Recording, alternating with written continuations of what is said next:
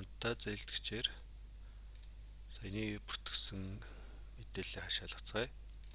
Барьцаа хөрөнгө гэдэг дээр ороод ирсэн байна. За одоо зээлийн шугамыг хэрхэн Excel-ээр мэдээ нийлүүлэх талаар хамтдаа сурцгаая. За зээлийн шугам гэсэн шийт дээрээ очингууд иргэний регистрийн дугаар буюу одоо энэ иргэний маань регистр байна. За зээлийн шугамын гэрээ байгуулсан огноогоо бичээд зээлийн шугамын гэрээний дугаараа бичээд за одгүй учраас энийг орхичээ. Шугамын төрөл дээрээ нэг гэж сонгоод шугамын хэмжээ төгрөгөөр гэдэг дээр за 10 сая гэд жишээгээр оруулчихъя. За валют нь адилхан нээсэн огноо дуусах огноогоо 1 жилээр тооцоод валют нь MNT буюу төгрөгөөр валютын ханшийг 1 гэж тооцчихъя.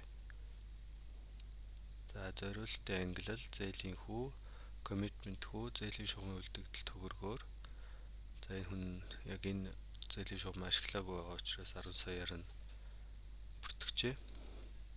За шугамын төлбөө хавсралтаас хараад бүртгэжнэ. За энэ шинээр нэмж байгаа учраас нэмэх гээд бүртгэжээ. Хамгийн сүүлд бид нар барьсан хөрөнгө жагсаалтыг бүртгэсэн. За энийгээ одоо нэмэх биш засах болгоод өөрчлөөд хадгална. За одоо мэдээг нийлүүлж үзцгээе.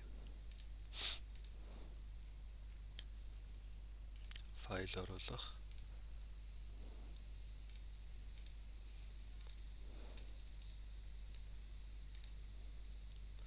За алдаа заасан байна.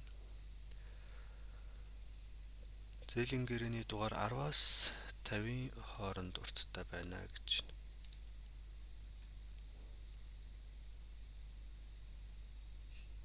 Зээлийн шугам руугаа очиод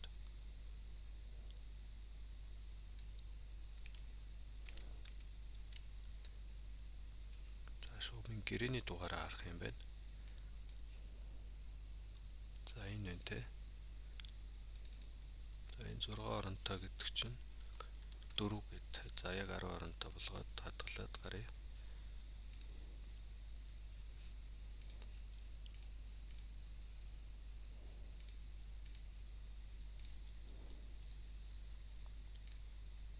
За ингээд амжилттай бүртгэлээ.